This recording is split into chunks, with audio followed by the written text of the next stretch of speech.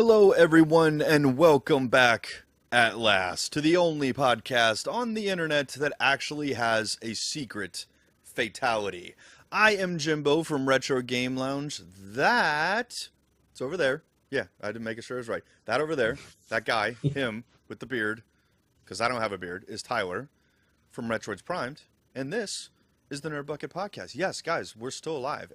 Reports of our demise, our mutual demise, greatly exaggerated. It's complete bullshit. Whoever's feeding that to you is probably, part of some other cut rate podcast that, quite frankly, we wipe our ass with. So that's okay. Don't listen to them. Don't listen to them. Don't get your news from them. You get your news from Jimbo and Tyler, because we're gonna get you. We know what you need. We're gonna give you what you need. Damn right we are. All the time. So, it is actually, dude, this is the first time, really, that Tyler and I have been on camera together and actually had a conversation since the last Nerd Bucket podcast. Between the holidays and everything like that, we had a little hiatus, sure, but that's okay. We are back, regularly scheduled nerd program. What have you been up to, dude? Work, and more work. Been pulling about. Sucks. I know, man. It's not even fun to talk about, but Nope. yeah, I've been working like 60, 70-hour weeks every week, and working on the weekends some here and there, trying to make a little extra money. Jeez. My car died over the holidays, so right before New Year's, I went out and bought a new one. So I've got well, not new, it's used, but it's fairly new. It's 2015 Toyota Corolla, so that'll give me a lot better mileage to and from work. So that'll help out some. Maybe I'll give me a little extra money to buy some games with. Yeah. See, you got to save money where you can, right? Yeah. But wow. yeah, it's funny, Jimbo. We're kind of becoming a dying breed. Podcasts are just dropping off left and right. Are they?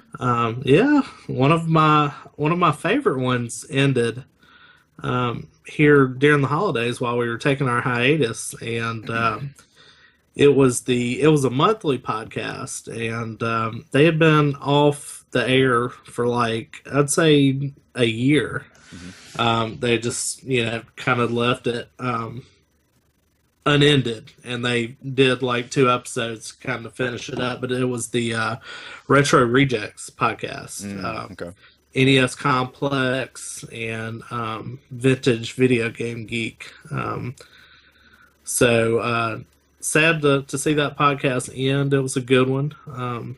They did a really good job with their podcast. Had a lot of good Star Trek stuff in it. Okay. I'm sure that that would interest some of our listeners out there, but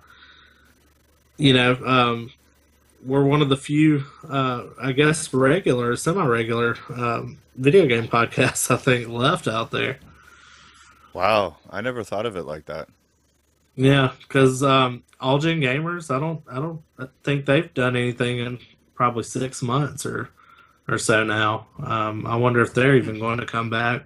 That was a real regular podcast I listened to. Of course, Pat the NES Punk has the Completely Unnecessary podcast. I think that's one of the few that are still going strong right now. Yeah, that seems to be like the majority of what he does these days. That's like 90% of his thing that he does on YouTube. I mean, doing the video game years, they still keep that going. He's a part of that, and that's cool. And to be perfectly honest, I enjoy both of those a lot more than Pat the NES Punk, as in the video / the character, not a slight against Pat himself. Now I like some of the older videos, but yeah, I'm more a fan of the podcast. Mm-hmm. It's definitely got me through several long car trips. I don't know what it is with like a long car trip, is like I have to have something to listen to, podcast wise, or some sort of talk show. It seems to stimulate my mind better than music does. I mean, of course it's good to like listen to some music, for a while, but if I can start getting sleepy, I have to turn on like a podcast or something where I can, stay awake. It definitely stimulates my mind better than the music does. Oh, I agree. I'm the same way when it comes to my commute and stuff like that. Like occasionally I can do music, but I'd much rather do a podcast. It keeps my mind a lot sharper because I'm a lot more vested in what they're talking about. So, What do you listen to? What are some of the ones you listen to? um, other than the Nerd Bucket? No, I'm kidding. I don't listen to my own podcast. No, no, no, unless it's to check like quality control on YouTube or something like that, just for production. Uh, When we first started, I listened to it a little bit, oh yeah, just the first one, yeah, like the quality control, yeah. and I would like let's step back to. I'm like, all right, I think people can listen to this. Like, I'm happy to put this out there, Oh, of course. and but I just want to make sure we didn't sound like idiots the very first couple times we did this, you know. No, yeah, I let everyone I know, or I asked everyone I know, like, dude, can you just listen to this? Just tell me if it sucks, because podcasting was something very foreign to me. Not radically different from what I do on YouTube, but it was definitely more straight laced, I guess. A little bit less loosey goosey. But as far as the podcast that I listen to, this is going to be fucking amazing to people. I think I don't listen to any video game related podcasts at all. I mean, I guess I don't. Maybe because I'm on this side of the fence that I guess it becomes less something that I want to do when I want to relax, like I want to do something different. My two favorite podcasts, or rather my absolute favorite, if I had to pick one, is without contest. It's Tell 'em Steve Dave, one of the highest rated podcasts in the world. It's basically one of the Impractical Jokers, Brian Quinn, and two of the comic book men, Brian Johnson and Walt Flanagan. Their long-running podcast that they do from Jay and Silent Bob's Secret Stash. And in my opinion, those three guys are the benchmark for humor in a podcast. Like, as far as like a roundtable discussion, there is no one who does it better than they do, because they're not trying to be funny. Like, they're really not. It's not all jokies and punnies and shit. They'll talk about, like, they have a segment called Fat News where they talk about, stupid things that incredibly fat people do, or just basic world stuff, or they'll just come up with things to talk about, and it's like you're a fly on the wall, just like listening to three friends bullshit. It just seems like this is a conversation that they'd be having regardless, and we're just lucky enough to get to listen to it. And it's so funny. I mean, it's just every single time I'm laughing. So that's one. Excuse me. On the other one, I do occasionally listen to the Nerdist. That really depends on the guest. Whoever Hardwick is interviewing, like Benedict Cumberbatch was good when he interviewed Bill Burr. I'm a huge Bill Burr fan, dude. And he didn't disappoint. Not that he ever does. So Nerdist, excuse me, sorry, is a little bit on the small side. The other one that I listen to a lot is Hollywood Babylon, with Kevin Smith and Ralph Garman, and it's basically just them shooting a crap about entertainment, the entertainment media, movies, television, comic books, all that kind of stuff, and they do it live in front of an audience at the Hollywood Improv, and they do things where they read emails, actually from the crowd and stuff like that. And you ever listened to it before? No, I've actually never listened to any of those before, but I'm a big fan of comic book men. I like the whole, chemistry of them going around the table anyways, talking like at the beginning and end of the show. But yeah, I'll definitely have to check those out. You would like Tell 'em Steve Dave, but Hollywood Babylon's big thing, other than Kevin Smith, who's of course always adorably funny. Adorably funny, dude. I've met him in person. He's an adorable no homo fuck. No homo, dude. You know what? I'm gonna say yes homo on that one. He's a funny, sweet guy. Other than Kevin, who of course is funny, is Ralph Garman, who's he's actually a DJ. He created the GPS devices. He did? Oh no, not that guy. No, not Mr. Garman. No, I don't think he'd be slumming it with a podcast in his billion-dollar empire. Wow. Okay, Tyler's got jokes today. Sorry. Ralph Garman is actually a DJ for K-Rock, the famous LA radio station. That he has a talk show there that he's been doing for a while. He interviews people from the entertainment industry. And another thing that Ralph is really good at is impressions. I think one time they did a count of how many he can do, and it's up there, dude. We're talking like 50 plus. And most of his are very, very good. His Al Pacino, I guess, sticks out. His Chris Walken's really good. one of the ones that everyone asks for, as I mentioned earlier, they do emails and people ask for things. A lot of times what they ask for is they'll ask him to use a voice and like tell them something or sing them a song or something like that. And he does a thing where he does this David Bowie kind of thing, and it's the best David Bowie impression I've ever heard. And he'll sing, it's to the same beat every time, and he'll usually be saying like "Happy Birthday" to someone, and it's I've never heard anyone sound this close to David Bowie. We're talking like mid '80s David Bowie, like China Doll era, like not Ziggy Stardust, like a little bit after that. And the Pacino, I guess, is one of my favorites. He does Sean Connery. He does, oh god, I'm fucking blanking. He does so many, dude, that they're just fucking awesome. He does Doc Brown, you know, Christopher Lloyd is Doc Emmett Brown. Oh wow! I mean, he not does it do really good. I mean, because he'll say things that the character would never say, like something profane, like yes. One of the things that they do in this is Kevin will say to Ralph, he'll be like, well, what would that sound like? Like somebody will make a suggestion of this person saying this thing, like Schwarzenegger singing, you know, Rockabye Baby or something. Kevin will be like, well, what would that sound like, Ralph? And he'll do it. And one of the funniest ones I've heard was somebody asked him to do Al Pacino reading Horton Hears a Who. I think Wow. I laughed for 5 straight minutes.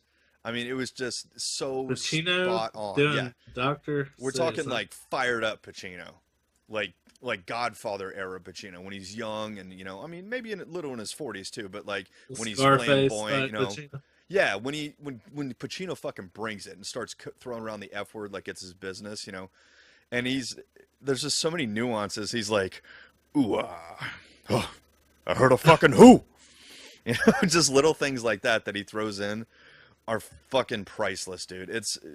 They never disappoint. If you've never listened to Hollywood Babylon, guys, I know this is weird to hear one podcast advertised for another, but seriously, I guarantee you it's gonna make you laugh. It's actually a lot of fun.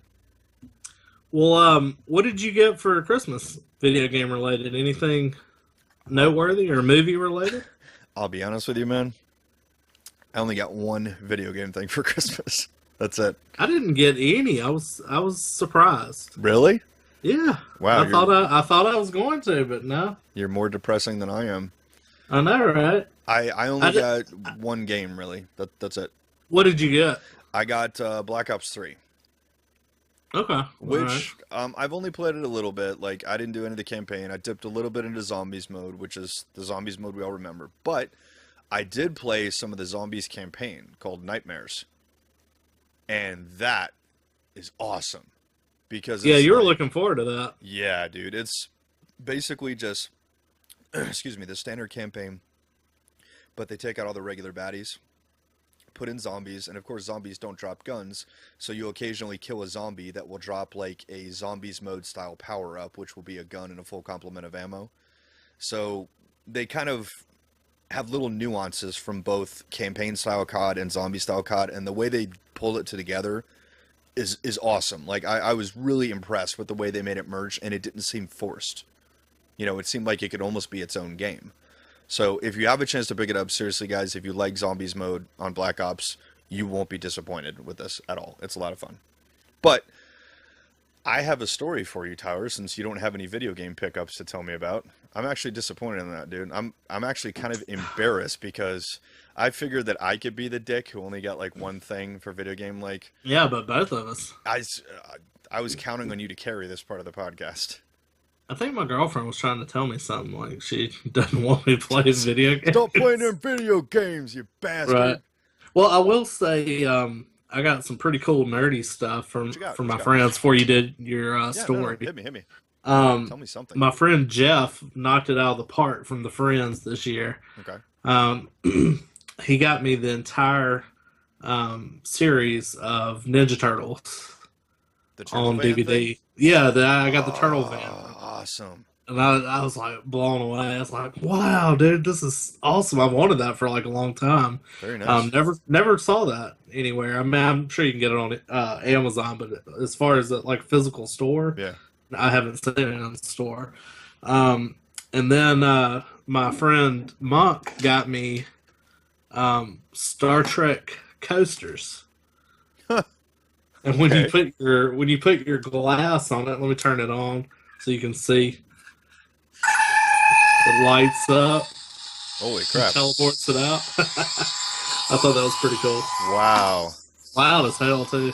Fucking nerdy as hell too, but that's awesome. And then my buddy Dane got me a Magic the Gathering board game, so he definitely knew my I had a fetish for board games, so he got me that. And of course, we always played Magic the Gathering together. When we were younger. So Hey uh, ladies, hey, where are you going? No, I'm kidding. Sorry. I, I don't think there are any ladies there in the beginning. So I think we had zero drop in listenership or viewership at that point. Uh-huh. But Please don't leave our podcast. Please, we promise we'll talk about interesting things. Oh God. All right. Well, you definitely out nerded me as far as the gifts. I think that's basically all I got. Like even in the vicinity of nerd is just the game. And that's not even a nerdy video game, dude. That's like that's a status quo video game. That's like right, calling Madden nerdy. yeah, It's not at all. if you that's right at the level of I got Madden for Christmas. I think so. Like Madden and COD, because they put them out every year. It's just like, no, not really nerdy. There's no niche there. Oh, did you? Speaking of your yearly releases, did you see that supposedly the next Assassin's Creed they're thinking about waiting Yes. till like 2017 to put it out, which I think is smart. We need a break from Assassin's Creed. Hmm. But anyways, go ahead. Let's Fatigue. hear this epic story. Oh, this is gonna be good. So I told Tower just a little bit about this before we started, but he has not heard the details. I just told him I had a pretty freaking interesting story to tell. So here we go. Okay, so this actually happened today, just a few hours ago, when I was here in the Retro Game Lounge, just tidying up a few things. I was putting away some cords and stuff, and just trying to make sense of the freaking mess of wires on the floor, particularly in front of my tube TV and everything that I'm sitting in front of right now. Just tidying up a little bit. Excuse me. And I'm basically there's a little cart that's about yay high. I know for those of you listening, you can't see my hand. My hand's about 3 feet off the ground. Little wooden cart that my tube TV sits on. And in there is like my Xbox, my Wii. I have an RGB switch box, an HDMI switch box, a PS2, just a couple of other odds and ends.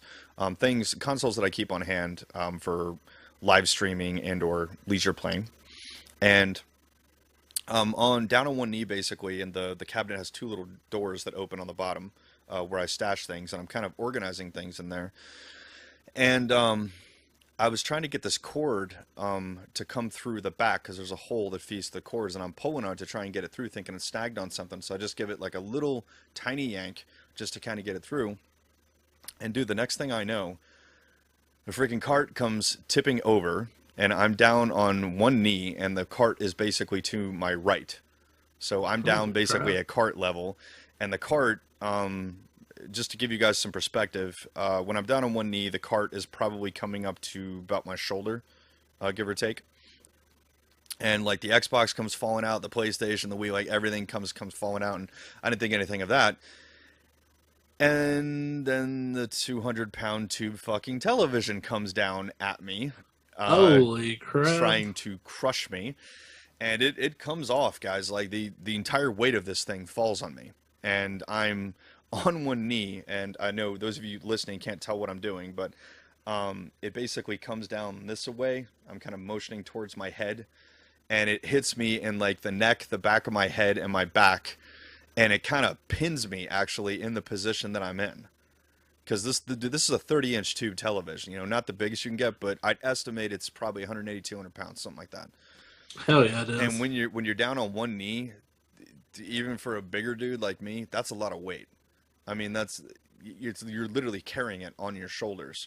First of all, I'm lucky it didn't knock me out because it hit me in the back of my head, and that's not where you want a big weight coming down at you quickly. Yeah, for real. That's a freaking off switch. So luckily I didn't get knocked out. Like it scared me more than anything else, dude. I could hear my heart beating in my ears. My adrenaline was pumping, and I'm down there on one knee, and I'm literally just holding still because I wanted to see if the TV was going to fall off me or something like that, and I just like freeze. and it stays still, and I'm basically holding up this thing with my body, and I'm just like, I can't, I literally can't move. I can't roll out or anything like that because, I mean, it's like this. Like, it's pushing me down like this. I can't move my head up to, like, use my arms and move it. I'm like, wow, this is, like, the worst possible position that I could be in. You know, I'm not in range of my legs to push it off me, which would be a lot easier. So, dude, I just had to, like, steady myself, take a breath, and push it off me with my arms. Basically, just dead weight from a kneel, like this. Like, gorilla pressing, basically, like, straight up. Dude, I gotta tell you, two things. Number one, I'm glad I got a head like a fucking rock because I think that definitely saved me, knock on wood. And two, I'm really glad that I regularly pick up heavy shit because if I didn't, I don't think I would have been able to lift it. This was a chore. Like, I mean, I was at a severe disadvantage to try and push this. This wasn't like doing a squat or doing a deadlift where you're balanced and it's a balanced weight. I'm down on one knee, supporting my body weight with one of my legs, and I'm pushing something with my arms. You don't want to do that. That's I don't recommend not at that. all. Not for orthopedic reasons, not for any reason at all. So, just a close call. I think I'm okay. My neck is kind of sore, and I had a mild headache earlier. I don't think I'm concussed or anything. I'm not seeing spots or I'm not dizzy or anything. But needless to say, it scared the fucking shit out of me. When I saw like all the stuff coming off, I'm like, oh, it didn't even occur to me that the TV was going to come off. Then I hear like it starts sliding off, and I'm like, it's like not even a second. I'm like, oh fuck. And I knew it was coming, and I kind of went like this to, you know, cringed up because I knew it was going to smack me. I was just like, please don't smack me in the head. Please don't smack me in the head. And it's just like, and I'm like, oh shit, I'm still alive. Okay. Now I got to get out of this. You know, I live alone, guys. There was nobody home. I mean, it's, you know, if that had hit my off switch, that would have been it, you know, until I woke up. So I actually got rid of all of my CRT TVs. Shame on you. Well, I just, you know, they're too heavy and they're just too big. They take up too much room, and That's what you honestly, exactly. They just take up too much damn space, and I'm tired of dealing with them. And I knew, you know, whenever we end up moving, it's just gonna be a pain in the ass to deal with. And my friend Marshall was in town. He had some sort of exercise with the army up close to where I live. He was staying the night with me, and I talked to my downstairs neighbor. It's an older lady, and like sometimes, like when I'm walking into my apartment, you can see into her apartment. She has this like little tiny tube TV, and I had like a 27-inch and like a 32-inch CRT TVs. Mm-hmm. And I asked her, I was like, you know, by any chance, do you want some TVs? And she's like, yeah, I'd love them. So we ended up carrying those heavy bastards down and hooked them up for her and all that. So she was so happy. Nice. And then, well, she was happy to get one of them. And then a couple days later, well, she had called her sister. Let me start off with this. She had called her sister and asked her if her sister wanted the 32-inch CRT TV. Mm-hmm. And her sister's like, yeah, hold them for me. And see, anyways, so we put it on the floor, you know, because her sister was going to come by the next day. Well, like 3 or 4 days later, like I'm pulling in, and she like is pulling out, and she rolls down her window, and she's like, my sister ended up not wanting that 32-inch TV, so you can just come back and get it whenever you want. And I'm like, nah. I was like, well, you know, I don't have anybody to help me carry it now. I mean, that's too big. The 32-inch CRT TV, that's big. It's too big. I mean, yeah, you might could lift it up, but not without hurting or destroying your back, you know. And she's like, oh, you know, we'll get so-and-so to help you. Get the handyman. And I'm like, that's not his job to help me carry stuff off. And I asked her that night, I was like, you know, if you don't want it, we'll take it to Goodwill or whatever. And she was like, no, like, leave it. And so now I was just like, oh, that's her problem to deal with now. Yeah. So. Oh, I almost You forgot. try and do something nice for Yeah, somebody, you try. Yeah, then they shit on you. no good deed goes unpunished. Right. I almost forgot the most heartbreaking part of my story, other than me almost getting knocked out. This is the part that actually bothered me more. It broke the TV. Did it crack the screen? No, like if it did that, I would have been like, okay, that sucks. What did it do? Pull out the power cord? No, I'm not exactly sure what happened. I'm just gonna take my best guess based on the symptoms after I turned it back on, and it fires back up okay. The colors are fucked. So my guess is that some of the internals got jostled around. Maybe the tube got damaged because the greens and yellows are all distorted and everything. And I'm like, dude, if this were a regular CRT, I wouldn't care. Those are a dime a dozen on Craigslist. This is a freaking 30-inch Toshiba high definition tube. Those are not easy to find. Yeah, that sucks. So, and it had a DVD player built in and everything. I was like, and dude, I bought this. I didn't get this one free. I bought this with my own money when it was new. It was $500. You know, this is right as flat screens were starting to come out. And I was pretty upset. But as I've shown you guys before, I'm a bit of a tube hoarder.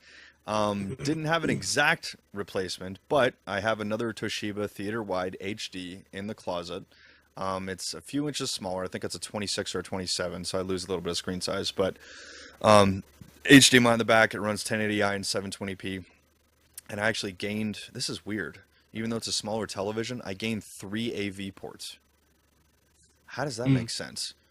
It's got That's crazy. 3 RCAs on the back, 1 in the front, 2 RGBs, and an HDMI. For a 27-inch tube, that's pretty impressive. I need more AV hookups for my whole setup back there. I'm thinking about buying one of those. It's like a Pelican makes it. They used to make all these AV switches, but it's a huge one. It's about the size of like a DVD player VCR back in the day. And it has like 7 or 8 hookups, like S-video, you know, components, has digital audio for every hookup, but they're pretty hard to find. You have to look real hard on eBay to find one, but they go for about $80 or so. But basically, you know, you just have a one-stop solution for all your component hookups and AV hookups. So I definitely need something like that because the newer TVs just don't have that many hookups other than HDMI. And even then, like, I'm finding on some TVs, like, I need more HDMI hookups than what they provide. Have you considered getting what's called a scaler? No, what's that? It's actually something that's really popular in the Laserdisc community, which is how I heard about it initially. Basically, it does more or less what you just described. It has 8 bajillion different hookups in the back of all shapes, sizes, and sorts. And it outputs to HDMI basically for everything. But on top of that, I think that's what a lot of people use on their old school systems, isn't it? I think I want to say Metal Jesus did a video and he was talking about an upscaler on his systems. Okay. There's a particular brand of them. They're pretty expensive though, aren't they? It's not too bad. I mean, it's not going to be $80, but you're not exactly going to buy the farm. Let's put it that way. So you're saying it's more expensive than $80? Oh yeah, it's more than $80. I think I found one. The name right now is escaping me of who makes it. There's one name among names who makes these, the ones that everybody wants. And name among the names. Yes, the name Video or something like that. And this thing's pretty impressive. It's about yay big. I mean, it's just that big? Yeah, just that big. And I've seen these things in action, actually, both with Laserdisc, with VCRs, even with DVD players. The size he just showed with his hands were like 2 Xbox Ones put together. Basically, end to end. It's big, but you got a lot of options with it. It's about the width of a good size stereo receiver, I would say. But yeah, I've seen demos of these things where they hook up everything from VCRs, DVD players, what else? Super Nintendos, just all kinds of things, just to show off all the different inputs. And most things will simply convert the signal from basically from A to B, where you get it just basically renders it so that it fills the screen. But a good upscaler will actually rebuild the picture pixel by pixel, so that you will have a true 1080p signal. Not like simulated HD, we're talking actual HD. There are 1080 lines of actual resolution, not interlaced, progressive. And I gotta tell you, man, like, especially when they hooked up like the Genesis and the Super Nintendo and all this other stuff, dude, Sonic looked like a fucking $1,000,000. I've never seen a Genesis look that good. Or a Super Nintendo or the Laserdisc movies or anything. I was like, these things seem Are to legit. work fucking miracles. But if I remember right, the one I was looking at was $200. Wow. So, but again, on top of that, on top of being an upscaler, it's basically a switch box for like everything. So you could hook a bunch of different things into it. Like, I mean, we're talking like 10 plus, different things into it, and just then hook that into your television or receiver or whatever it is that you use. So I personally, I'm going to invest in one. I'm a Laserdisc guy. That. For me alone, that's worth it. But with all the retro gaming and stuff, if I do want to play it downstairs on the 60-inch, this is a way to do it and it not look like crap. A lot of people would say, like, just get a Retron. Guys, I've got one and it looks okay. But the difference is that's not true high definition. It's simulating high definition. It's not the same thing. It looks damn good on the restaurant, though. No, it if does. You want to get like, poor man's way. Yes, as far as spending like $139, yeah, that is bar none the best fucking solution there is. But if you really want the thing to actually fill the picture, like to actually fill your screen and look like and be like a Nintendo game or Super Nintendo game in actual high definition, this is the way to go. Speaking of movies, we've had two big ones come out in the past few weeks since we've been on hiatus. Mm-hmm. And let's just tackle the one that came out the latest here. Sure. Have you seen Hateful Eight yet? No, but my parents went to see it in 70 millimeter. I must say, I was kind of disappointed in Hateful Eight. Okay. I think it was a good movie as far as the idea, and some parts of it were definitely great. But it was just too damn long. How long was it? I want to say it was over 3 hours long. Holy shit. I want to say it was like 3 hours and maybe 20 minutes. That's really long. Or something like that. Like, it was roughly it was over 3 hours long, I'm pretty sure. Maybe 3:08. But wow. It just, like, there were parts, and I know I'm going to speak to if there's any Quentin Tarantino fans out there. I'm a huge one, so this is me speaking from experience. I love the dialogue in his movies, but in this one, it was really overindulgent in spots. It was just too much dialogue between characters and fleshing out characters, maybe to the point where it wasn't necessary. Okay. Building up certain parts of characters maybe that weren't necessary. I don't want to spoil anything for you, but and also the cinematography, like certain aspects, like the opening scene was like 3 or 4 minutes long, like just drawn back, I guess, like watching the carriage, riding along and like panning up on this cross or something. And I mean, it just took forever. It just dragged on in some parts. And to me, it lost a little bit of its potency and the length of it. It just kind of watered it down. As far as some of the dialogue in it, it's incredible. It's some of the funniest dialogue in some of his past few movies, but it just kind of got watered down in the rest. So why don't you tell me what you think about Star Wars? I'm curious to hear your opinion on it. I was wondering when that was coming. Okay. I definitely want to go see it again. I will say that I've only seen it once. I saw it on the Friday, so the Mm. day after it came out. Just a couple funny tidbits for you, my as far as my movie theater experience. Um, One thing I want to shout this out to everyone and anyone who might be guilty of this. If you're doing this, please don't fucking do this. So I'm sitting in the hallway in the theater waiting for my movie to let in. I'm just sitting on a bench, and the previous screening is finishing up, and they're just getting ready to let out. So everyone pours out of the theater, and they're all in the hallway, and it's this really long hallway, and everyone is blabbing about the fucking movie. We're Oh, that talking into sucks. specifics. So I'm literally, I probably look like a crazy person. I have my hands over my ears, just like, like humming to myself, trying to block out the noise. Dude, it got so bad. And there was these like quartet of like teenagers like standing over there in the middle of the hallway and not talking quietly about this, just blabbing, blabbing, blabbing. And they're going on that I actually went over to them. I was like, "Hi, excuse me. Not everyone has seen the movie. Could you guys please be quiet? Nice. If you want to have this conversation, go outside. Don't spoil it for the rest of us who haven't seen it."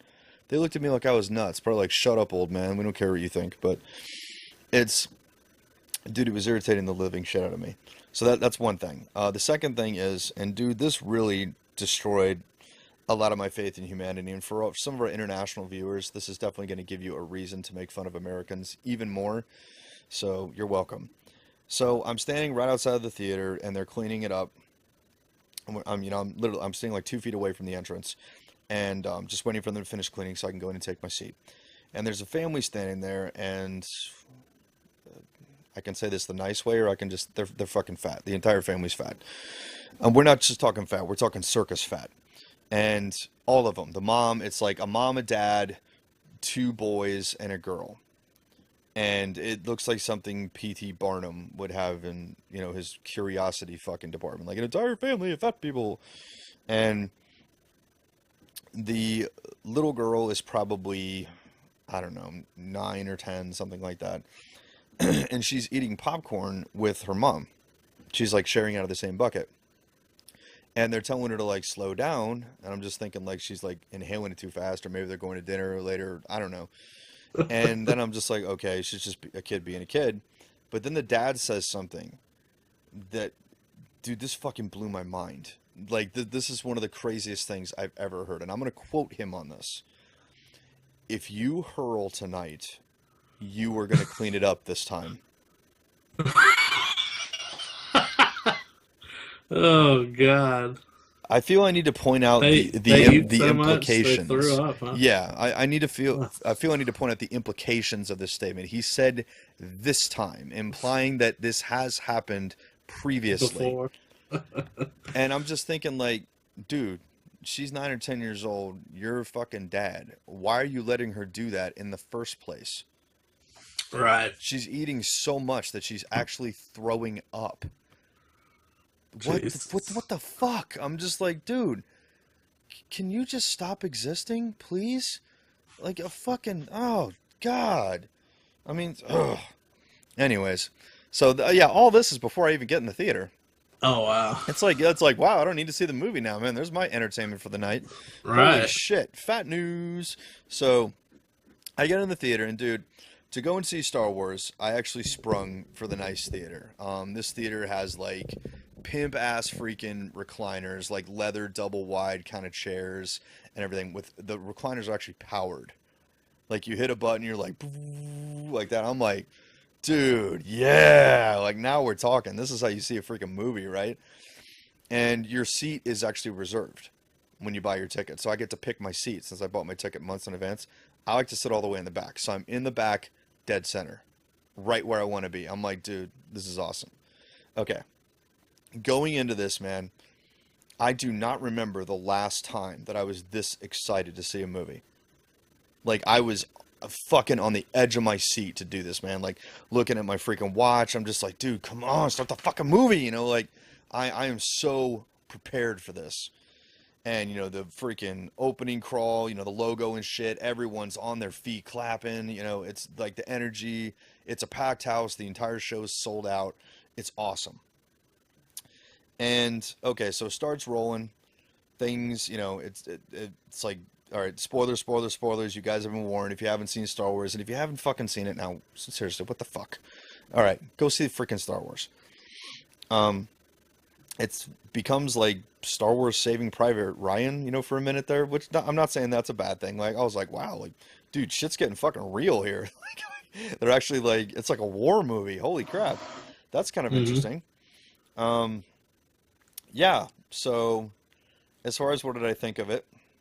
Well, I guess the whole fiasco with why Luke Skywalker isn't on the poster is a lot more on the fucking nose than I thought it would be, because he's not in the fucking movie, that's why. Oh, God, dude.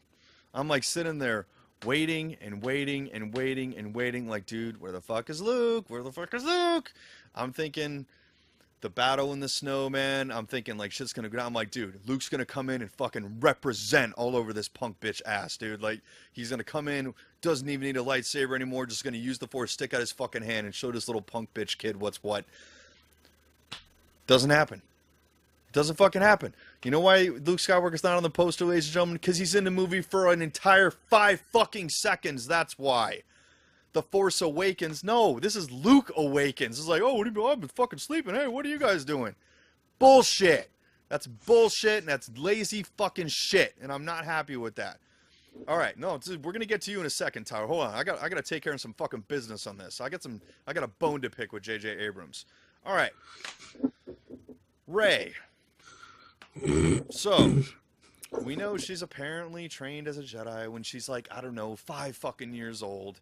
And she just very conveniently has this, like, awakening of knowledge of the fucking Force that only an advanced Jedi would have. And she just, these aren't the droids you're looking for, and how to deflect a guy who's actually had trained Jedi fucking shit, and is actually so powerful with the Force, he can extract like info from people's minds, and she just is so good at, with like, what, 2 seconds of training that she can push the dude out of her head. And then, not to mention, she somehow like figures out how to fucking use a lightsaber and fends off a guy who's actually had fucking training from Luke fucking Skywalker, I might add. It's just like, is there a situation in this movie where she can't conveniently become adaptable to actually fucking handle the situation?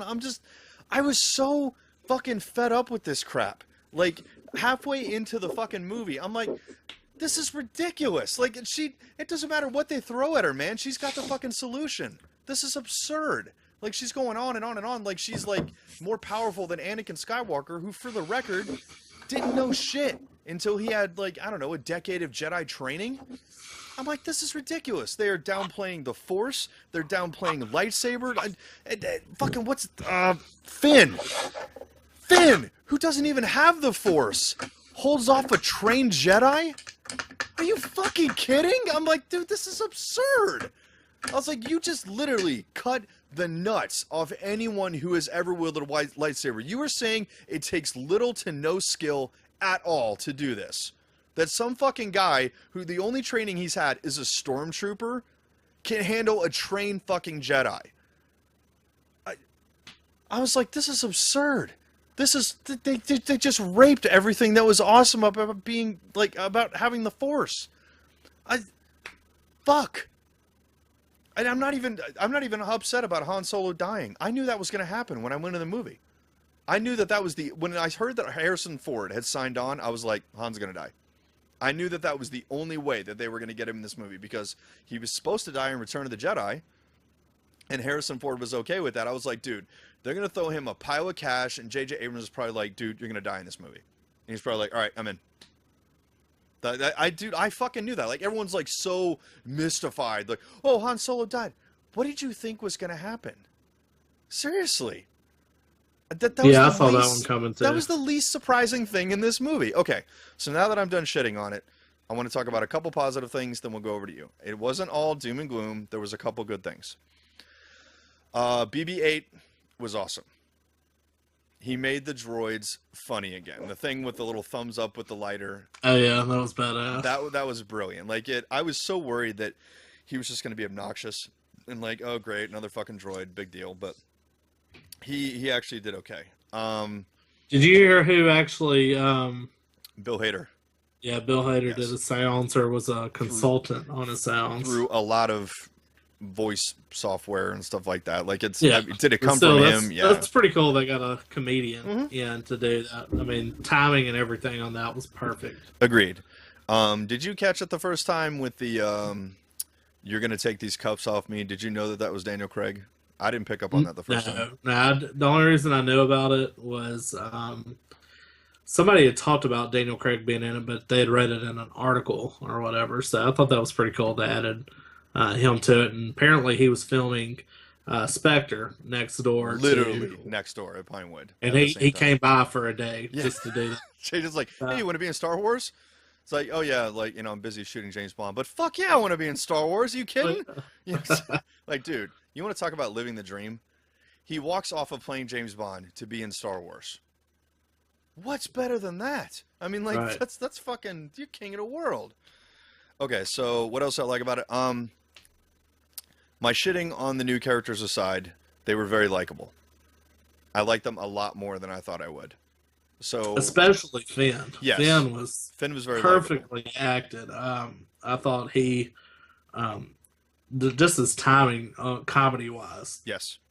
You know, a lot of especially the part where he's messing with BB-8, BB-8 shocking him and all that. Yeah. That was hilarious. But he was genuinely likable. He was. And I was surprised, that you would like a stormtrooper that fast. But I mean, he definitely was well cast. Yeah. He turned off his training pretty fast, conveniently fast, I would argue. But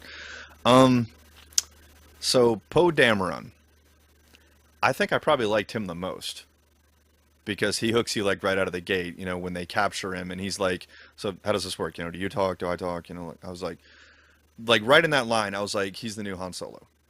That's the only way that this is going to happen, and he did a pretty good job in that capacity. So I guess my question is, at the end, why do you turn the new quote-unquote Luke Skywalker loose with the Falcon? Why don't you give it to him? The guy who should have it to begin with, the best pilot in the galaxy and all this other crap. It's so obvious the way they're playing out. I'm like, dude, I'm sure that's he's coming. Han Solo. You know, I mean, it's like... And the elephant in the room that we can't not discuss, Tyler. All right. The Death Star. The new Death Star. The bigger, badder, scarier, blah, blah, blah Death Star that they just happened to get the fucking plans for again, a third fucking time. And this Death Star, which is supposed to be bigger, badder, more menacing, more heavily guarded, like they hype it up like, dude, this is not the Death. This isn't your daddy's Death Star, man. This is a fucking new ball game that they destroy even faster and even easier than both of the previous two Death Stars combined. The first Death Star, you know what happened when the rebellion went up against them, Tyler? They killed every person in the rebellion who attacked it except one. In the end, it came down to Luke fucking Skywalker to take it down. In this, they didn't even kill half the squad. I was like, and it was like, what, 5 minutes of the fucking movie to take? I was like, dude, the Empire is the dumbest villain in movie history. They literally had the same thing happen to them 3 times, and they didn't learn anything. I'm like, I want to see a poster of George Lucas where he's just like, miss me yet? Actually, we'll never miss him. That was my only complaint, was that they kind of copied that same model from the other ones. You can take all of your complaints and basically have the exact opposite viewpoint on it. Really? Yeah, I liked all the decisions as far as character wise and all that. I thought that the Han Solo death was inevitable. I thought, he had to go. My other big complaint was that Carrie Fisher's acting was horrible. I think that's why she was in the movie so little. Mm-hmm. I liked that Luke wasn't in this, and the whole I think it's that show you at the end to want leaving you begging for more. You want to see badass Luke. This story isn't about the old characters as much as developing new characters. So the whole story, while it's centered around Luke, it's more about the development of the new characters. And I think that would have taken away from that. So I think that was it's really smart of them to kind of leave him hidden. He was, hiding off. Adam Driver was awesome in this. I thought the whole plot of him basically turning evil and all that, I thought that was really neat. I thought he was a little whiny, but a little. I didn't have as much of a problem with what's the Sith Lord Snoot or Snoot, whatever the hell his name was. Oh, I know you're talking about. Yeah, the one Andy Snoke. Yeah, the one Andy Serkis did the not the cinematography, but the mocap. Yeah, motion capture. I didn't think that was bad. I hear that's like most people's like biggest complaint about the movie was that it just kind of took them out. It looked real fake. But when you compare this to the original trilogy and then the ones that Lucas came back and made, it's head and shoulders above the rest. It's to me, I would rank this. I'd probably do Empire Strikes Back, then A New Hope, and then I would put this one and then Return of the Jedi in my rankings. And just a real rough rankings. And then, of course, the first three never existed. And I think that's key for these movies is just take all of the first three movies and just remove them from your memory. And I think it's doesn't really take anything away from the story. Yeah, there were some like cool parts from the first three movies that you would leave out, but I mean, if you just erase those from your mind and just go from the original trilogy on, I think it's very fitting. And I was not disappointed at all. I came out genuinely impressed and excited to see the next one. I actually want to go see it again eventually when I get a chance, but I thought it was great. And I really like Rey's character. Speaking to her having the powers, it's conceivable that with her being trained, she's basically the same age as Adam Driver's character. So they could have gone through the training together. They both could have been trained with lightsabers. I mean, you saw she was proficient with the staff before that, so I would think lightsaber would just be at age of 5. Well, I mean, but she handled herself before she got a lightsaber. She could handle herself in hand-to-hand combat. So, as far as the Force, I mean, she's just more powerful than he is, and he isn't even fully trained. No, he's not. So, that could be why. And I thought that was interesting, showing a vulnerable bad guy. He's not at his full potential yet. Now he's about to, finish his training, and she hasn't even began hers, or I guess she began it probably when she was little before, he went crazy. But it's, this is going to be interesting to see where it goes. There's a lot of opinions out to where it's going to go specifically, so I'm trying to not ruin the surprise for myself. But I like seeing a good guy for once not be a bitch right from the get-go and being powerful. It was nice to see that guy get his ass beat at the end. So I agree with that part, but that was mainly because he was so busy throwing fucking temper tantrums for half the movie. Dude, How funny was that when he like started like hitting the control panel and like the stormtroopers come around the corner, and then they just turned back around? they made That was hilarious. he was so whiny that even the people he worked with were like, he's throwing a temper tantrum again. They're just like, yeah, let's go the other way. Like they made a joke out of it. I think they're using that to control him. I think that the Snoke is using the general to use him for his powers. I don't think he's the going to be the main force that he was in this one. I think Snoke's going to be the ultimate, badass. Well, let me ask you a question. Would you say Kylo Ren would be at the training equivalent of, say, a Padawan? I don't know. I mean, it's just blind guessing. His age and experience, he's late teens, early 20s kind of deal. I think I'd say a Padawan, because I mean he knows he has force powers, and he's probably just experimenting with them for the most part here lately. I mean, he's got incredible control over them. I mean, he could stop a damn laser beam in mid-flight, which was incredible. I thought that was badass. Yeah, the last person I saw do that was Darth Vader, who was really powerful. I don't think he did that in the movies. Empire. He stopped a blast. Han Solo came in. Vader stuck out his hand, and he stopped Han Solo's laser blast. And he just hit his hand, though. What's that? Didn't it just hit his hand? Wait, I mean, he deflected. He deflected it basically. Well, no. This is a little bit before CGI.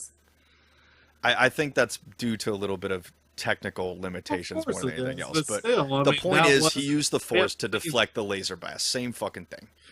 So I also thought it was cool that we got to see different aspects of the Force use, like the telepathy was cool. Being able to stop a laser blast. What was another one that they did? I want to say there was one more new aspect that we hadn't seen before, but I thought that was cool, seeing some of the new aspects of it. I don't argue with that. That's cool that they're exploring it. But all right, so let's say Kylo Ren is the equivalent of a Padawan. We'll say a rough Padawan, just to be fair. Well, the last Padawan I remember getting in a serious fight in a Star Wars movie would be Obi-Wan. And he took down Darth Maul by himself. In the end, one-on-one, he beat a trained Sith Lord when he wasn't even a Jedi. And this Padawan can't handle someone with almost no fucking training. That shit never happened, because then we have to imagine Jar Jar Binks happened as well. I know I can block out Jar Jar Binks. I can still use this as an example.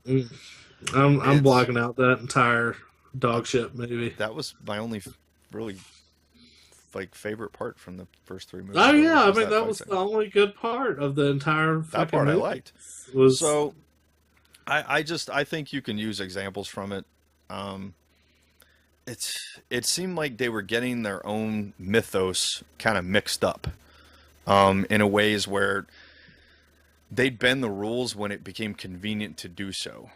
And that irritates the hell out of me, because Star Wars is one property you cannot do that with. It needs to be iron fucking clad, meaning there are rules. Well, but they never said what levels and any of that. Oh, I agree. You're assuming a lot of that stuff. I'm speculating, but you can't say it's ironclad anyway, even though we're speculating. Yes, but I'm speculating based on facts. Speculate on that stuff till you find out for sure. I'm at this level and all that. But I will say that it was. I didn't like seeing the new Death Star, but how badass was its powers, being able to destroy basically a whole system at once. I thought that was pretty badass. But I think it was inevitable they were going to build a big base. But I mean, anywhere that they put that base was going to be screwed up, because if they put it in the last of this trilogy, say this is going to be a trilogy, they put it at the very last movie, there people would be like, well, it's just a copy of Return of the Jedi, them destroying this base. But it was too big of a power for them not to destroy it, because if you let the base live, I mean, they would destroy every star system out there. You know? You had to blow it up. In the exact same way it happened in Return of the Jedi, no less. Just Well, true. they kind of mixed Empire and Jedi, where instead of on a jungle planet, it took place on a Hoth-style planet. So I was like, well, all right, points for creativity on that one. At least it's not a fucking jungle, so it's not a total copy. But My buddy Dave and I have been we're talking, and we're like, man, the Empire must be almost bankrupt, like building all these huge Death Stars, and they all keep blowing up. It's just a complete loss. and they're not learning their lesson apparently No. at all. So, oh, and the fucking thing with the map. Mm. That just seems so absurd to me. Like, all right, I can forgive not knowing where Luke Skywalker is. Okay, I can accept that. That's fine. Why would you need a map to figure out where he is? Why wouldn't you just need to know the name of the goddamn planet that he's on? Luke had never been to Dagobah before. He didn't need a map. Because he found it. I guess because just having that without the other piece, you'd actually have to do some searching to find him if he was really going into hiding. If he left just one piece with the name of where he's at, then that would fuck everything up. But a lot of people say that I was reading a theory that it was because Rey was the reason R2-D2 was reactivated. And if you notice, there wasn't any specific event that caused him to come back online. It was because she was in the room. So I'm thinking that was the key for him to reactivate himself. Maybe you're right. So, of course that's just speculation, but that could be a little more explanation than just the silly map looking for him. So, but I mean, all in all, I thought it was good. I thought it was a good sequel. Like I said, I rank it above all the prequels. I rank it above easily, most of them. Easily above all of them. I put it. I kind of flip flop back and forth on my favorite and the original. Not the favorite, but the order of the second two. Of course, my favorite is Empire Strikes Back, but I always flip back and forth between do I like Return of the Jedi or A New Hope. But I'm still going to say I put A New Hope second, and then I'm going to put the new one, and then I'll put Return of the Jedi fourth place. I put it behind all three original movies, and only slightly ahead of the prequel trilogy by a very narrow margin. But I think it's gotten people excited for Star Wars again, which is hard to do, with all of those prequels stinking it up. And George Lucas, I think JJ did a good job, and he is handing the reins off to somebody else. He wisely, chose to only do one, because of how encompassing that property is and the time you have to spend with it. I think he said that his kids, if he wanted to have any sort of relationship with them, he could only do one of them. So, but I'm excited to see this Revenant. It looks really good. I might go see it. I'm not sure yet. Well, it's a man movie, so I can understand why you might not go. I don't know. Dude, I don't go to the movies, like the actual theaters, very often. Like Star Wars was one of the big things that I knew for a fact that I was going to go to the movies to see it. I don't know. It takes a lot to actually go to get me to go and actually bother to go to a theater. That's got to be something really big, but yeah, it has to be a pretty big movie. I went during the holidays with my buddy Jeff, and I thought that Hateful Eight was released on Christmas Day, and I guess it was just the 70 millimeter release was that day, and so we had to go watch. He wanted to watch The Big Short, Was that any good? No, it was terrible. Oh man. It was interesting from the aspect of what these guys did during the big bubble that burst in 2008 and how they made money. But it's just not a movie that you want to watch in a movie theater. It was very long and tedious. It was good acting by Christian Bale and who else was in that? Steve Carell. Yeah, Steve Carell was good. Steve Carell was good, but I mean, just as a whole, it's something you would want to rent. So that's a Redbox movie for all of you who want to go see it but haven't seen it yet. Wait till it comes out on Redbox. But I unfortunately wouldn't watch that, but that was cool because we went to the old theater that me and Jeff worked at, and they fixed it up just like the movie theater you're talking about going to for Star Wars. It's in the mall in our hometown, and it has the power seats, leather seats. It was so nice. You know, prop up your feet, lean back. Just really awesome. They have the Coke machines that mix up, whatever flavor of Coke you want. I love those. Those are really cool.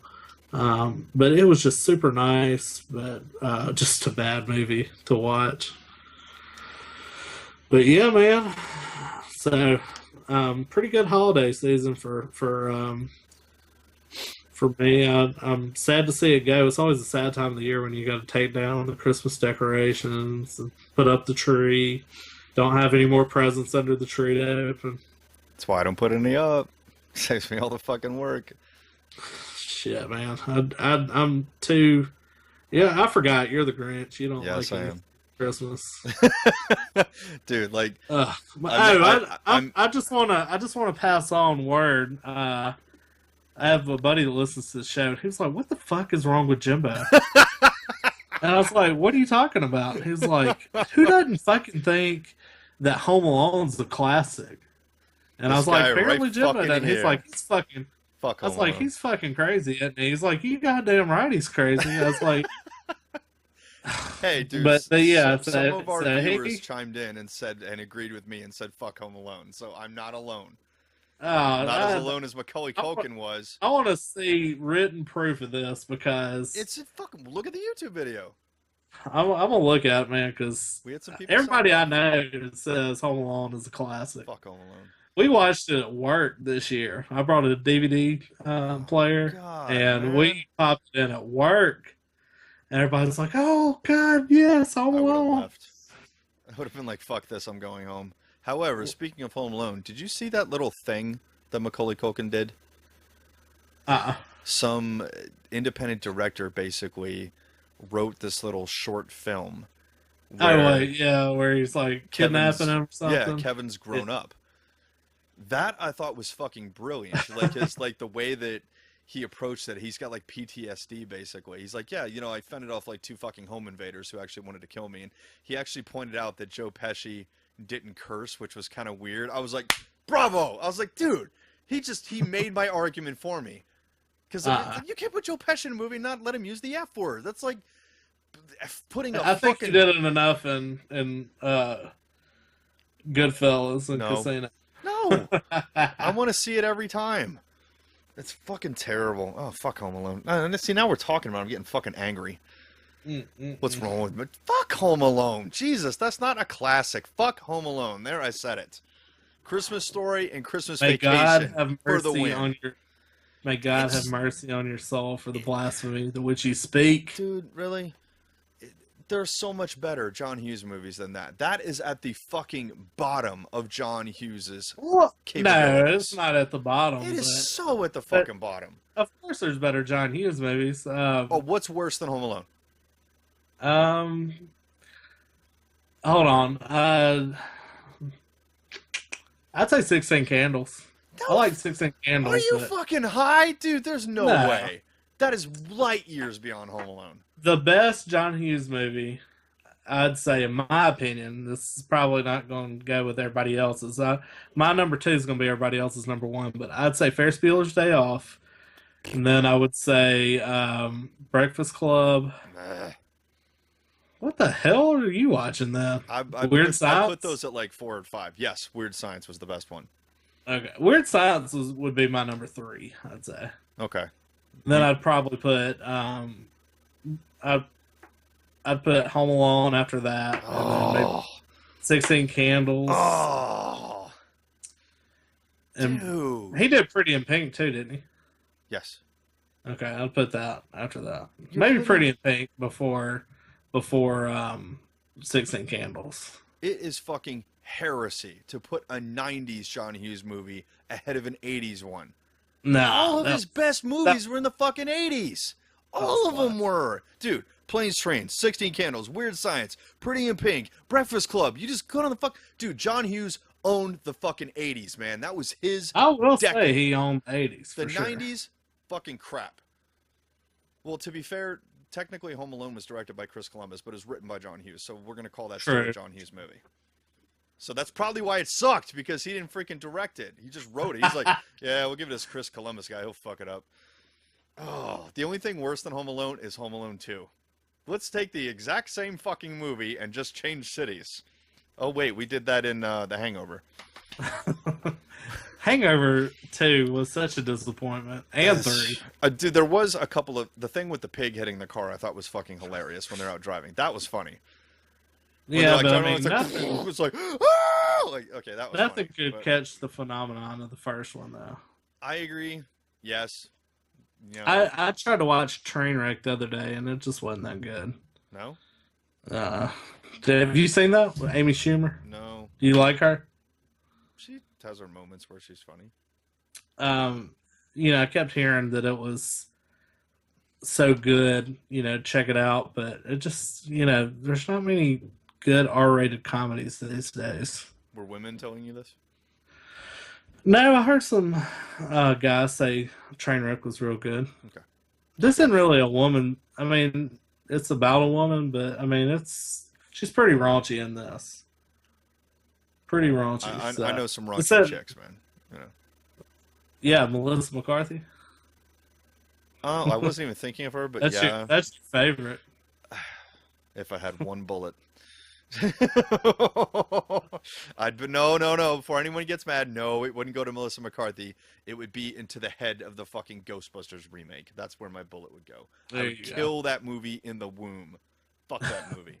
Fucking stupid movie. All right, let's talk about something positive. So, all right, well, actually, it's going to be kind of positive because we're going to shit on something else. At least I hope I'm not alone on this. Hope I'm not home alone on this, because that movie sucks too. Hear the news about the revival of Tales from the Crypt? No, I did not. Well, on any other day, I'd be jumping up and fucking down, dude. I'd be like, what are they doing to it? So they're reviving it, anthology style, like they used to. I'm like, and they're going to use some stuff from the comics. Great, I'm in. Let's do this. I love Tales from the Crypt. And then I find out who's spearheading the whole fucking thing. Brett Ratner? No. Worse. M. Night Shyamalan. I wish I was making this up, dude. Well, his record of the past like 5 or 6 movies has been isn't shit. Good. Isn't but good at all. His first 3 were great. Oh God, dude! See, we're gonna go north-south again. I hate every fucking thing he has ever made. What? Except one thing. There was one thing that I liked, but it's not for the conventional reasons. The Lady in the Water. Yeah, I like Lady in the Water. This because it was different. I'm one of the few people with you. My buddy Tyler really likes Lady in the Water too.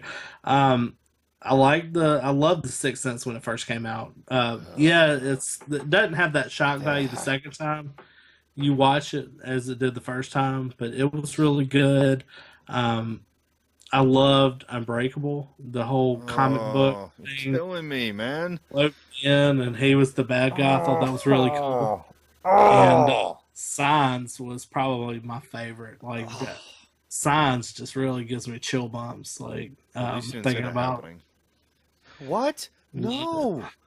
Yeah. Where? No, we don't want to kill you. Wait, what is this? I said, at least you didn't say The Happening, and I was doing my Marky Wahlberg. Oh, no.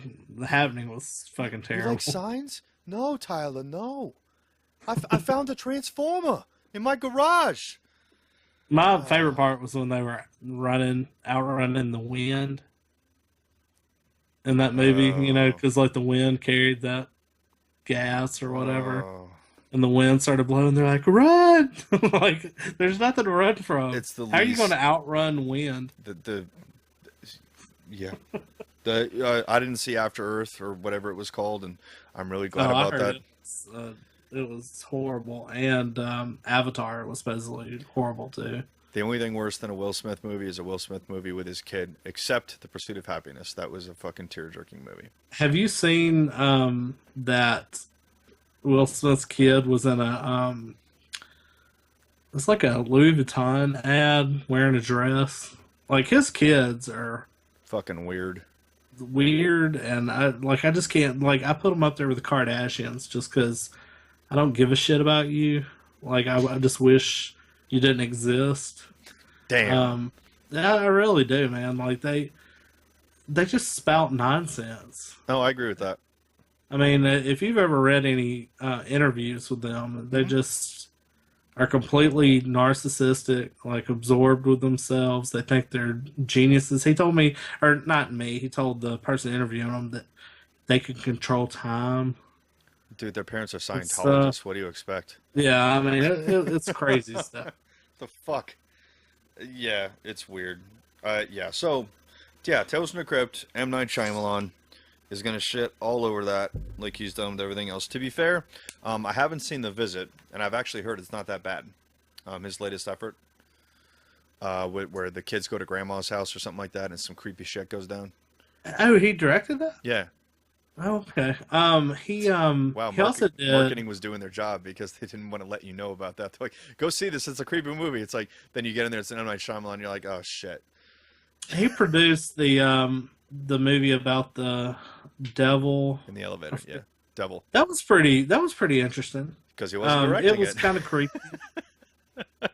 But producers have like an amazing amount of control over True. movies. So we talked about John Hughes producing, not directing, but like you can tell a Jerry Bruckheimer movie when he makes a movie. I mean, even though he's the producer, I mean, you can tell he had his hands in it in some way, and make the call like what's going to happen in certain scenes and stuff like that. But hopefully, I mean, I think he could. That would be a safe bet for him to do something scary like that. That he already has the stories out there. He doesn't try and do that surprise factor like he did in every movie, and I think that's how he hurt himself, was pigeonholing himself to that, every time he made a movie. But we'll see. Dude, if they were just gonna have him like come in and let's say direct 1 or 2 episodes of Tales from the Crypt, I wouldn't be worried. I'd be like, okay, they may suck, but at least we're not stuck with him. If he's spearheading this whole thing, dude, no, leave it alone. Don't fuck with Tales from the Crypt. Like the first time around, Joel Silver, Bob Zemeckis, and Richard Donner. They had everyone involved that could creatively be a part of this and handle it correctly. You're not going to do that again. It's not going to happen. Like, he's one guy, and at the time, they brought in like 3 of the biggest Hollywood bigwigs came together to do this. No. It is fucking hubris to think that you could ever measure up to that. That's stupid. Leave Tales from the Crypt alone. Thank you. Actually, you know what? Leave everything from the 80s alone that was awesome, Hollywood. Stop fucking things up. I agree with that. And people say, like, dude, if you like the originals, watch them. I do. But what I don't want you to do is make more. I want my memory to end where it ended in the first place. The 80s. Yes. If it did cover in the 80s, it's crap. That's my stance on everything now. So, gaming news. Are we done with entertainment news? Yeah. Move on to gaming news. We don't know much about it, but apparently we're going to hear about the NX, about the Nintendo, their new opus, around halfway through this year, which happens to be, CES, or not CES, E3 and the Tokyo Game Show is during the summertime. So probably one, if not both of those, will get the dilly Yeah, as far as what's going on. interesting to hear what they're going to do with that. And they also announced that Oculus Rift pre-orders were going to be. I want to say it was It's going to be $600. Fucking A, man. They need to bring that damn price down. Yeah, that's too much, dude. And that usually kills the system. Oh, absolutely. Entry in the market, especially when you got PS4, Xbox Ones for $300 and less right now. So they're definitely going to have to bring it down if they're wanting to be viable in the market, especially with that being pretty much new tech. Yeah. So, another gaming news. Did you pre-order on? Well, I can probably go ahead and answer this for myself, but on Kickstarter, Pat the NES Punk had his Nintendo book, where he basically like reviews every Nintendo game. I actually forgot to get one, so I'm sure it'll be on sale eventually on like Amazon or something. But it's like a 400 or 500 page, tome dedicated to all, basically commercial releases of NES games in the United States. I don't think it was for everything else. So that happened over the break. Okay. And also, the Retro VGS changed its name to the ColecoVision Chameleon. Coleco Chameleon. Yeah. Yep. So they, I guess, teamed up with ColecoVision, whoever owns that. I'm not sure how that's going to change the system, but I actually had shot a message over to Mike Kennedy, who owns the system or is one of the owners of it. And he said when they go to the Kickstarter that he'll do an interview with us. So I'm let the cat out of the bag and just let everybody know that we're hopefully going to have him on as a guest here when they do that Kickstarter. And they're apparently scaling the price way down from what it was. And it's going to be on Kickstarter this time. And also that they're going to have a working prototype, and they're shooting to have it at one of the trade shows coming up, one of the video game festivals or whatever, in the next few months. So that should address all the issues people had with it. But I'm excited to see if it still has the same backing as it did, or if some of the negative aspects of the last campaign, if it spills over into this new one. That will be interesting either way. I personally want this to succeed, but they definitely have a hell of an uphill battle in front of them. I don't envy them of their job. Yeah, and if I were them, I would probably set the goal a little bit lower.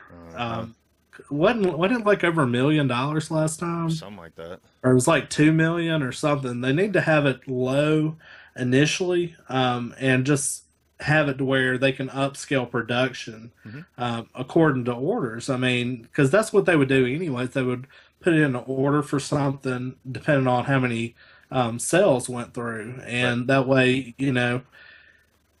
I'm always more willing to back something that that is already funded and is starting to reach other stretch goals, because I know on Kickstarter, a few of the times that we did it, I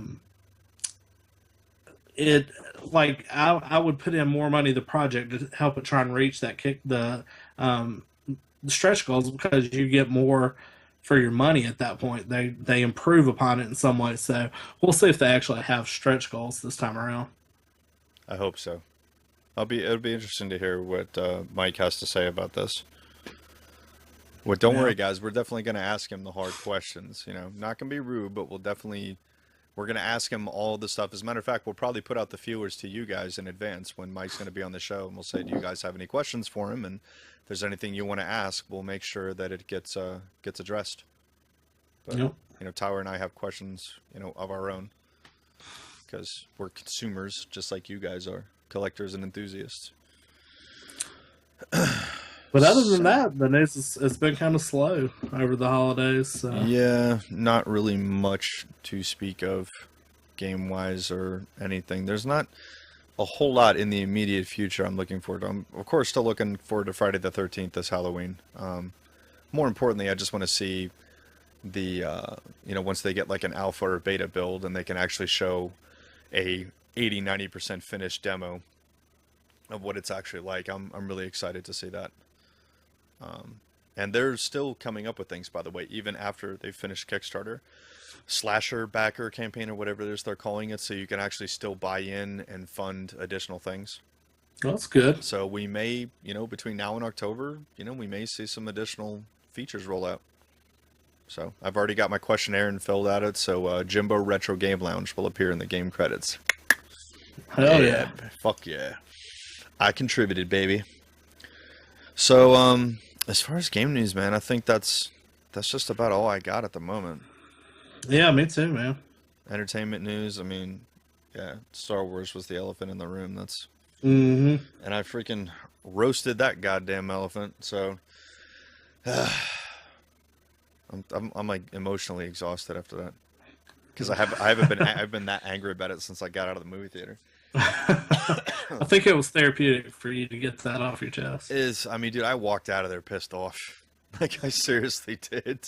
I was like, fuck this fucking nonsense. That being said, dude, nothing would please me more, just to go back to this for a very quick second, than they put out the second movie, and it addresses like 90+% of every issue that I had with the first movie, and then I'm like, oh, and then it all makes sense. Okay. Because we know all this shit is mapped out. They put people in a think tank and they mapped out like the next like 6 movies or whatever. So we know that there's a bigger picture here, but I just felt we didn't get enough out of the gate. Like I didn't expect all my questions to be answered. I just figured a few more of them would have been. But dude, maybe in the next movie they're just gonna fucking cram as many answers into my brain as they possibly can for 2 hours. That's fine. I will go on the podcast and I will recant anything that needs recanting about the first movie. But that's up to them. This is their fucking fight to lose, dude. They need. I will go see it. I will go on record and say, regardless, I'm going to go see it. Just to be proven wrong. I'm looking forward to Rogue One. That I'm actually looking forward to more than that's gonna the be next cool. movie, because it's the story of the stealing of the Death Star plans, man. It's like a fucking spy movie, basically. That's awesome. I'm digging that shit, dude. So, yeah, and the Han Solo movie, that should be interesting. Takes place 10 years before A New Hope. So Han Solo's like 20. I guess he's just a kid. Needless to say, they're not going to get Han Solo. I mean, Harrison Ford to reprise the role. It's all right. So let me ask you a question. So it's a pretty well-known fact. I've seen Peter Mayhew in person before. He can't walk without a cane. I mean, he was in a wheelchair last time I saw him. Okay, yeah, he's a pretty challenged fellow. Really sweet guy, but very physically challenged guy. As soon as I saw Chewbacca running, and I noticed it wasn't CG, I was like, "There's no possible way that can be Peter Mayhew." Did you see the guy that got to stand in for him?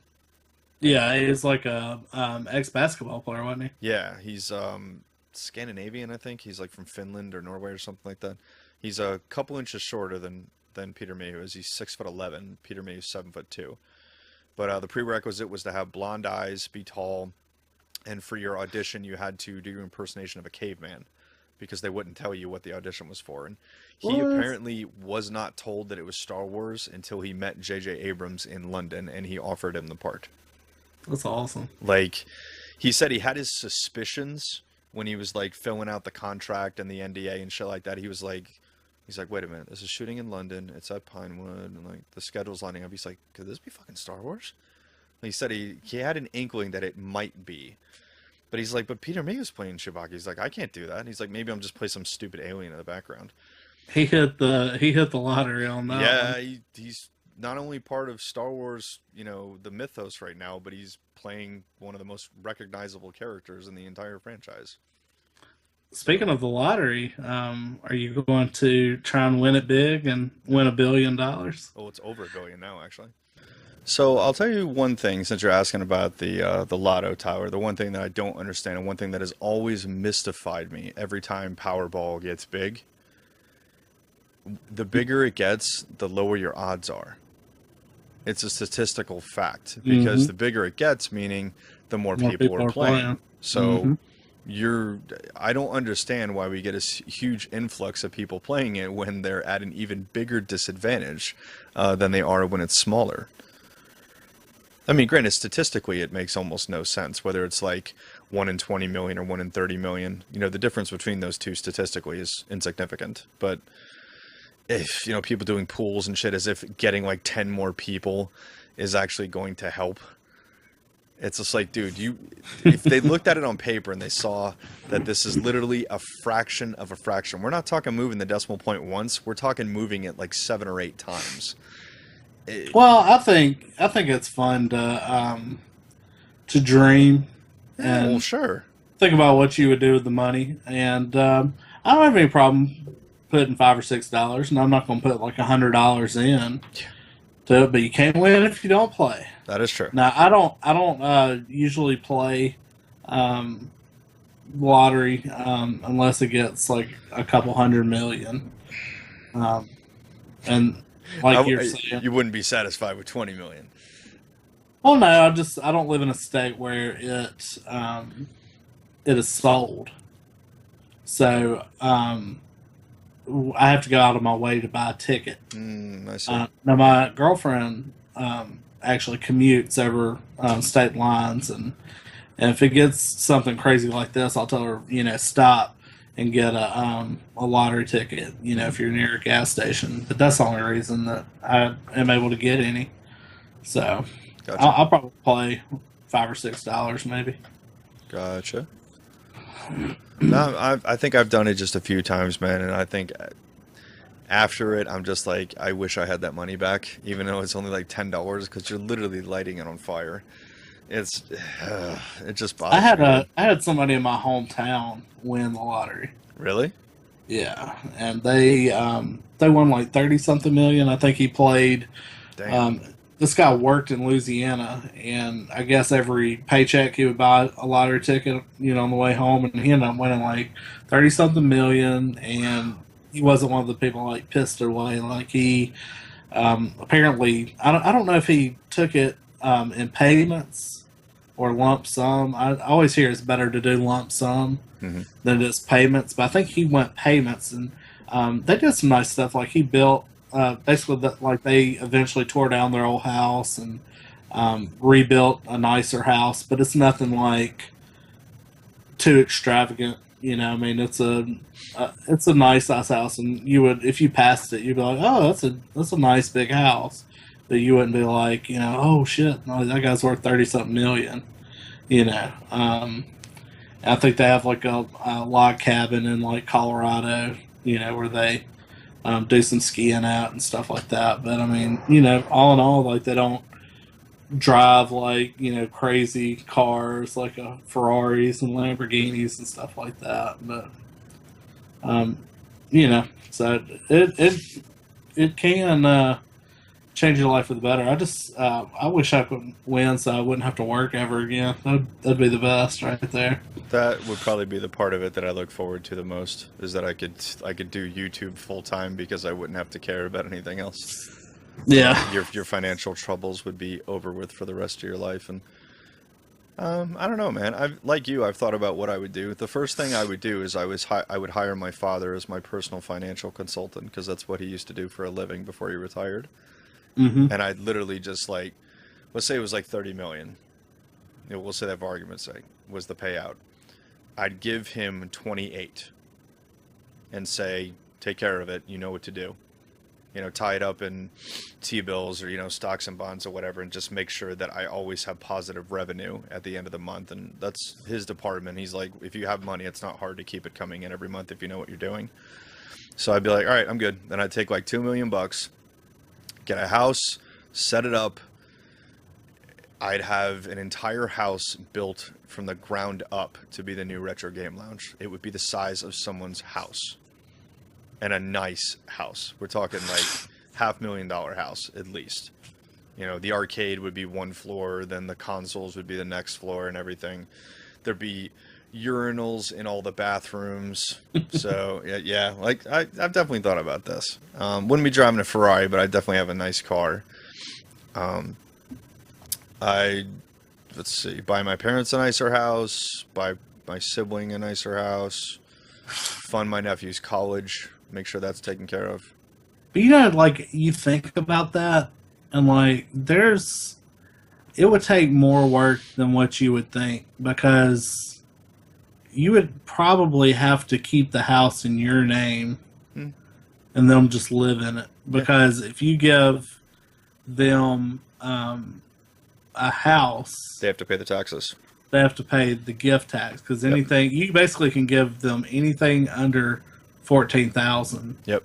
And not have to pay taxes once a year. Yep. And if once you go over that, they have to pay half of it in like gift tax or something like that. So that's crazy, isn't it? Well, what I could do then is I could have them buy the new house, and I could just give them $14,000 a year to throw at the mortgage. Or you could like hire them to be some sort of they would still have to pay taxes on that money though, even if you paid them a crazy salary. But hell, say you're hiring your dad as your financial consultant, and 1 year you paid him like $1 million. You still would have. You still have income tax. 2/3 of it. Sure. But yeah, I mean, there's definitely a lot of things that I would do.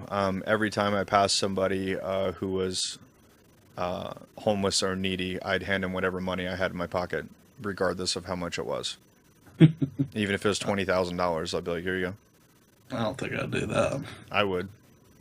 I have homeless people in the town I work at, and we have this one called Denise, and this place I work at, her baby daddy is there, and this lady literally all day long she runs from one place to another, asking people for money. Their windows are open and the drive-through or something, she's like asking them for money, and she goes and buys crack with it. So, and certain people, money isn't a good thing. What's a crackhead gonna do with all that money?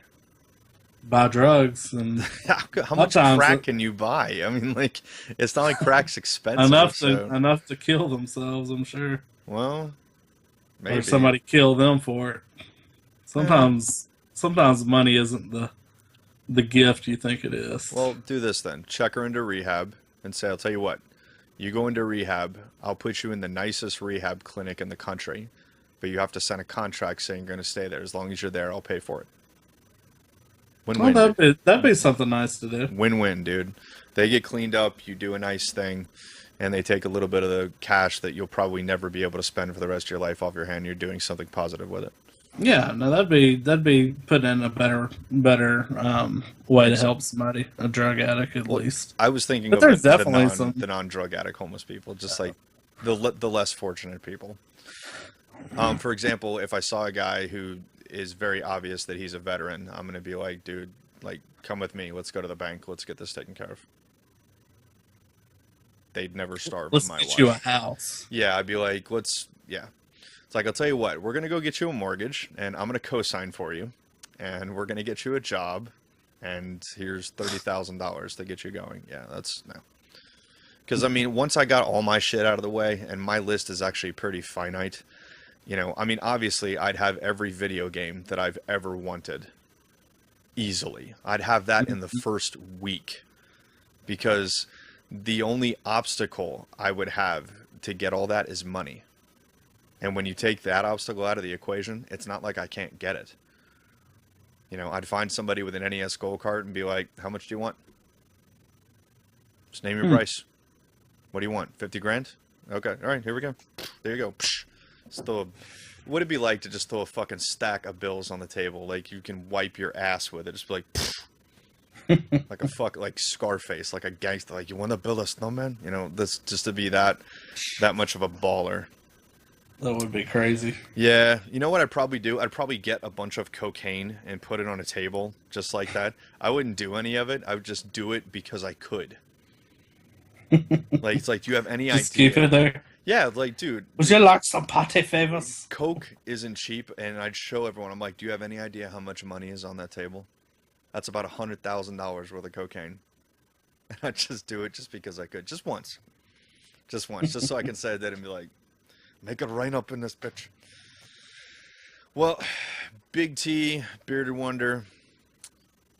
I think we've covered the bucket fix for the week. So you think we've blown our load, huh? I think we've Our blown the proverbial bucket load. Yeah, man. This bucket's full of nerdy goodness for the week.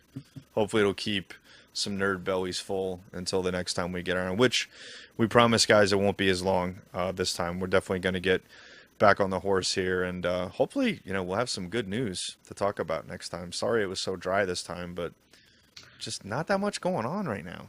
Star Wars is like everything right now.